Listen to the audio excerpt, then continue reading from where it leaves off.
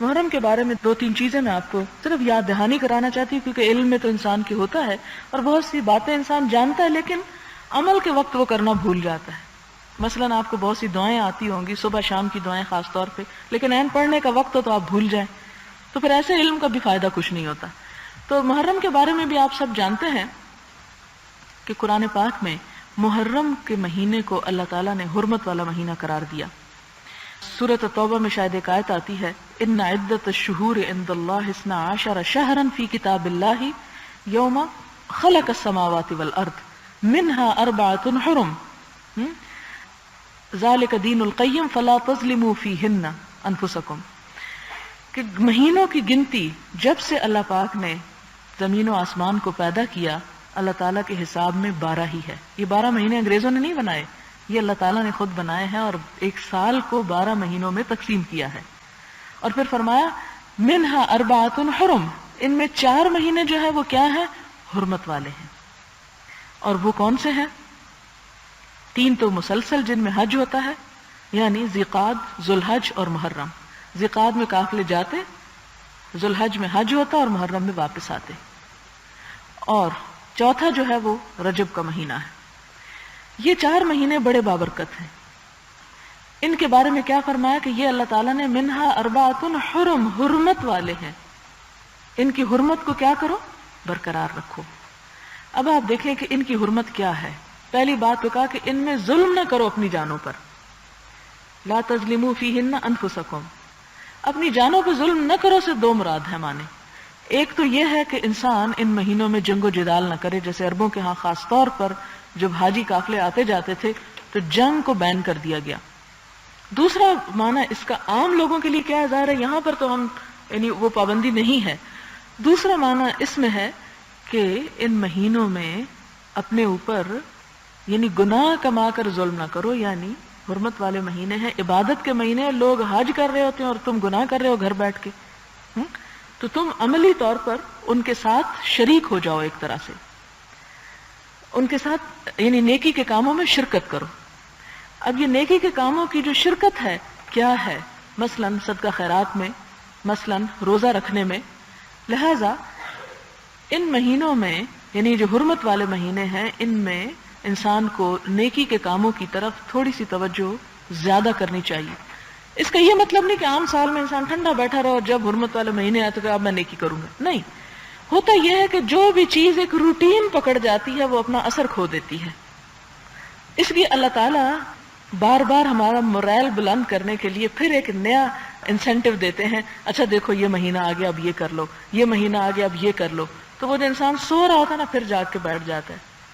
آپ کوئی بھی کام جب ایک روٹین میں کریں گے تو اس سے آپ تھک جائیں گے۔ ایک پیچھے آپ احادیث پڑھ چکے ہیں، اگر آپ کو یاد ہو کہ اپنے اوپر سختی نہ کرو، اللہ تعالیٰ نہیں تھکتا، تم تھک جاؤ گے۔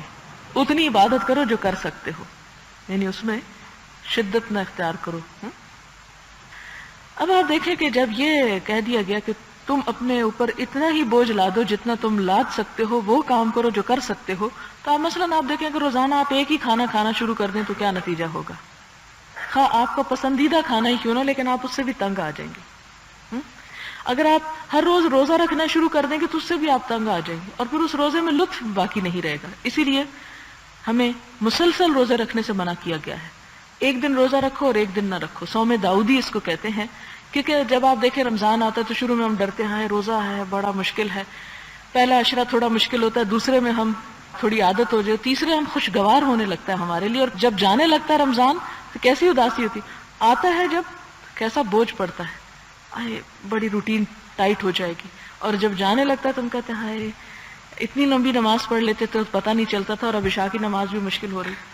تو یہ اللہ تعالیٰ نے عبادتوں کے اندر لذت پیدا کرنے کے لیے، ان کے اندر خوبصورتی پیدا کرنے کے لیے کیا حکم دیا ہے کہ انہیں کرو، روٹین پہ بھی کرو، لیکن پھر ایک وقت ایسا آنا چاہیے کہ پھر تم ایک نئے جذبے کے ساتھ ان کو اختیار کرو۔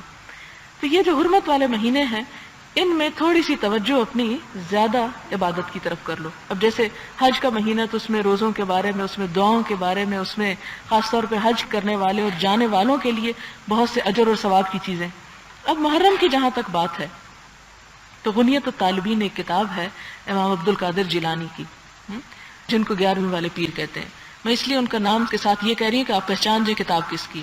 غنیت الطالبین میں ایک روایت آئی ہے جس کے مطابق اللہ تعالیٰ نے زمین و آسمان کی پیدائش جو تھی وہ بھی محرم کے مہینے میں کی، جیسے کہ قرآن پاک میں بھی آ رہا نا کہ یہ اللہ تعالیٰ نے مہینوں کی گنتی جب سے بنائی جب سے اللہ نے آسمان و زمین پیدا کیے، لہٰذا اس لحاظ سے یہ روایت درست معلوم ہوتی.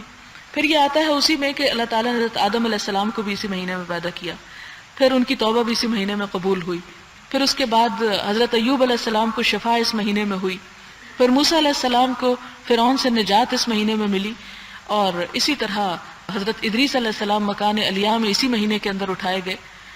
تو یہ بہت ساری چیزیں جو ہیں اس مہینے کے اندر واقع، اور یہ کہا جاتا ہے قیامت بھی اسی مہینے میں آئے گی. نہیں، ایک روایت میں آتا ہے، اگرچہ اس کا وقت معلوم نہیں لیکن ایک اندازہ ہے.